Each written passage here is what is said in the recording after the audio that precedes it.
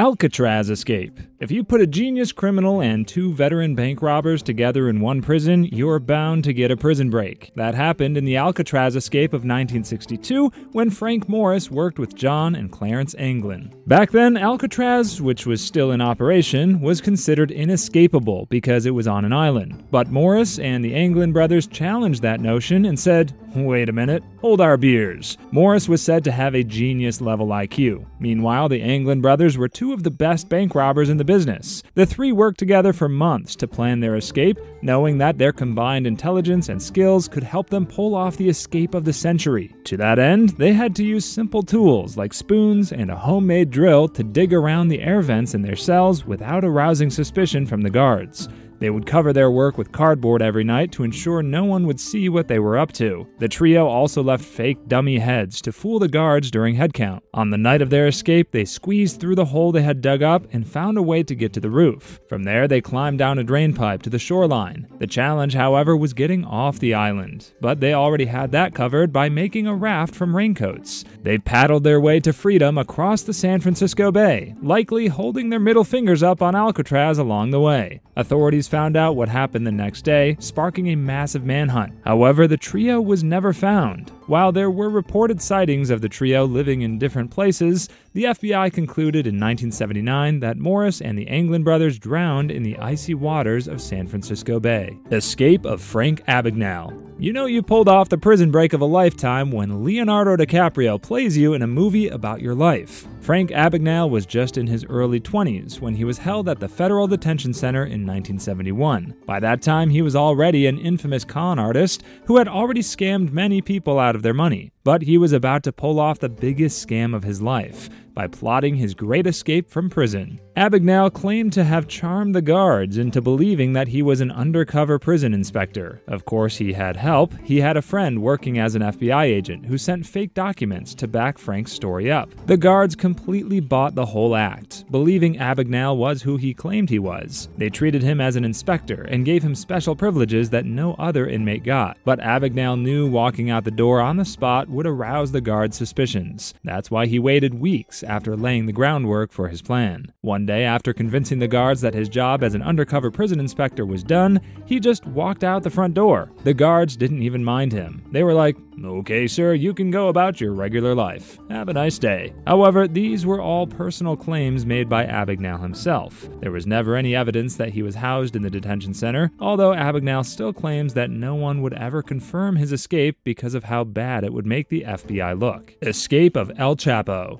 If you're the head of one of the biggest drug cartels in Mexico, there's no way the law can keep you behind bars for a long time. So when Joaquin El Chapo Guzman was locked up in the maximum security Altiplano prison in Mexico, he was confident enough to know that he was only going to be there temporarily. After all, this was not his first rodeo with prison, having escaped from it in the past. So while El Chapo was chilling in his maximum security prison cell, the rest of the drug cartel worked tirelessly to get their boss out by using their resources and connections to build a tunnel right under the prison. The night of his escape, El Chapo went into the shower area of his cell and seemingly vanished. It turned out that the shower had a hole leading to the tunnel his people built. It was a mile-long tunnel with lights and a motorcycle on rails. This wasn't just an escape, it was an engineering project. It took 6 months for the authorities to recapture El Chapo.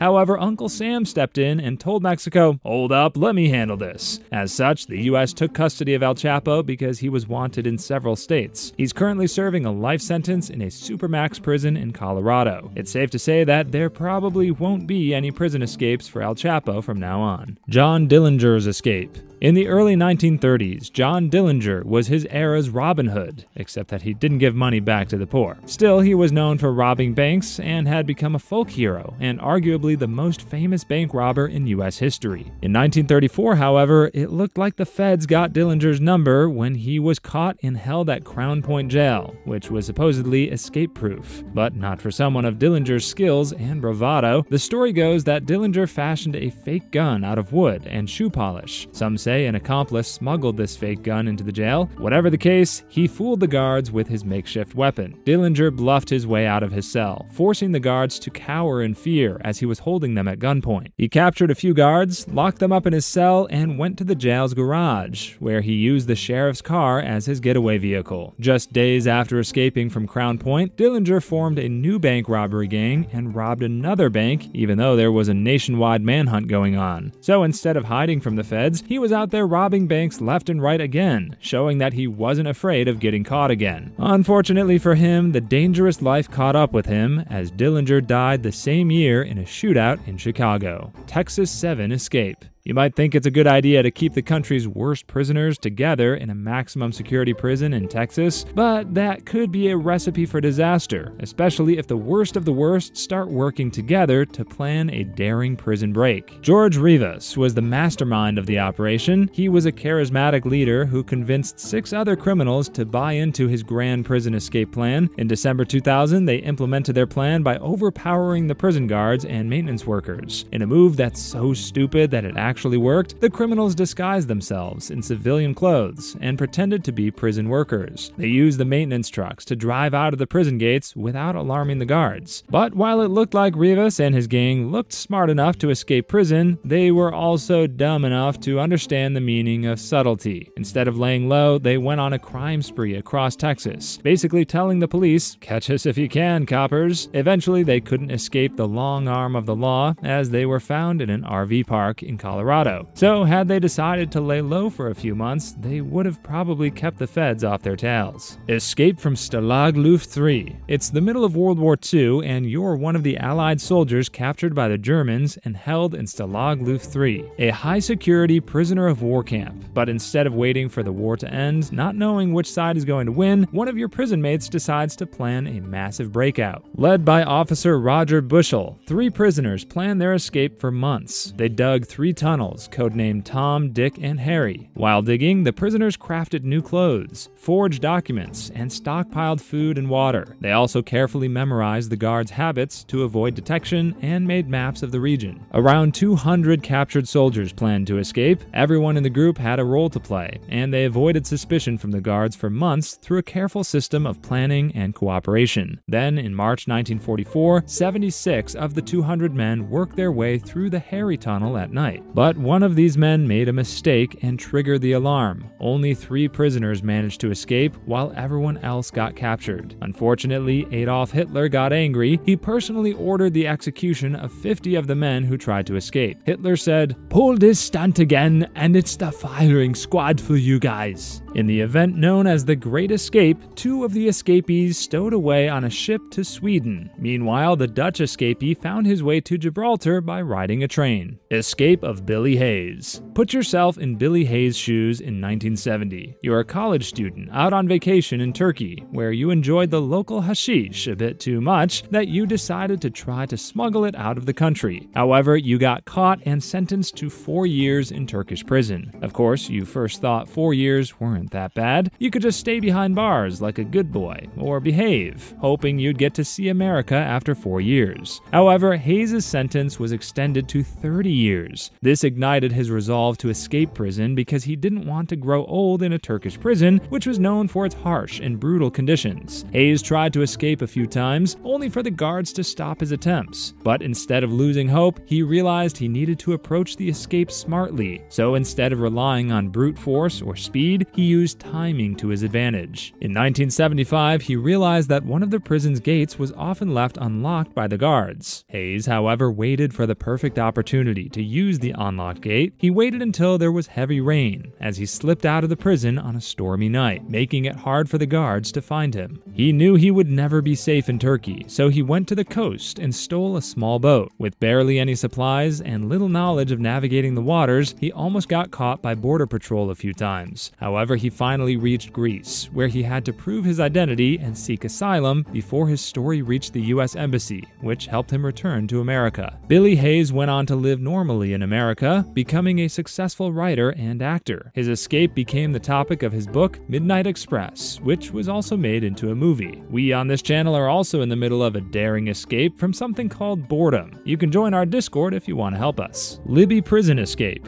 Right in the middle of the American Civil War, Union officers caught in battles by the Confederates were housed in Libby Prison in Richmond, Virginia. But instead of waiting for their friends to make their way to Richmond and bail them out of prison, Colonel Thomas E. Rose was bold enough to tell his fellow prisoners, "Men, we can't just sit our butts off waiting for the war to end." So with that, these prisoners planned a getaway that would put Tom Cruise's Mission Impossible movies to shame. It was a wild plan that involved digging a tiny tunnel that led from the prison's basement under the prison yard and to a vacant lot outside. On February 9, 1864, 109 Union soldiers decided it was finally time to make their grand escape. A man signaled to everyone else when it was safe for them to continue moving through the tunnel, and the plan was coordinated. However, not all of the men made it out. Some of the soldiers were too fat to make it through the narrow tunnel, so they had to turn back. Meanwhile, the Confederate soldiers realized what was happening and caught a few Union officers who tried to escape. But those who made it out of Libby made it to freedom by going to a nearby hospital, where they borrowed a few uniforms before making their way to Union territory. The soldiers rejoined the Union, continuing their duty to fight the Confederate forces during the Civil War until it ended in 1865. Mays prison escape. During the early 80s, Ireland wasn't entirely doing well because there were problems with Northern Ireland's constitutional status. So during that time, Irish Republic Army prisoners caught during the conflict were kept in Mays Prison, a maximum security facility often called Long Kesh. But 38 of these prisoners realized that, with careful planning, they could escape the prison. Through months of preparing for their escape, they acquired knowledge of the prison's layout while smuggling firearms into their cells. Then, on the day of their daring escape, they overpowered the guards and took control of H Block 7, the part of the prison where they were housed. They used their smuggled guns to hold some of the guards as hostages while making their way to the main gate in a delivery truck. However, the escape attempt wasn't a clean one. While they made their way to the main gate, one of the prison officers raised the alarm after finding out that something felt odd. A fight happened as shots were fired. Several men from both sides were injured, but the IRA prisoners made their way through the scuffle and escaped out of the prison. The British government acted quickly. They went on a massive manhunt, allowing them to recapture some escapees. Some of the IRA escapees, however, evaded the authorities for a long time before they were recaptured. Sobibor Uprising. Even though you probably know that the Nazi Germans killed a lot of Jews during World War II, some of these Jews didn't want to go out without a fight. This happened in the Sobibor concentration camp in 1943. Back then, Jews from all over Europe were sent there to be killed in gas chambers. On top of that, it was isolated and heavily guarded, making it seemingly impossible for prisoners to escape. Alexander Pechersky, a Soviet prisoner of war, however, decided to lead a few prisoners in an uprising after he had had enough of the brutal treatment in that camp. Not wanting to wait for death to come knocking at their doors, these prisoners planned an operation that was brutal, yet highly effective. Prisoners lured several SS officers into workshops, where they were killed. From there, the prisoners would seize their weapons and set off explosions throughout the camp to create chaos and force the Nazis to scramble. The chaotic atmosphere allowed some of the prisoners to escape, as 300 people made their way through the camp's fences, while the Germans were busy fixing the mess inside Sobibor. Some of the other prisoners who tried to escape weren't lucky, because they either got stuck in the barbed fences or were blown to pieces by the minefield just outside Sobibor. Meanwhile, some of the other escapees were caught and killed by Nazi troops. It is estimated that 158 inmates were killed. Only 58 were known to have survived. The Nazis eventually demolished the camp and planted crops at the site in an attempt to hide the brutality that happened there. Meanwhile, the other prisoners were either transferred to other camps or killed before Sobibor was destroyed.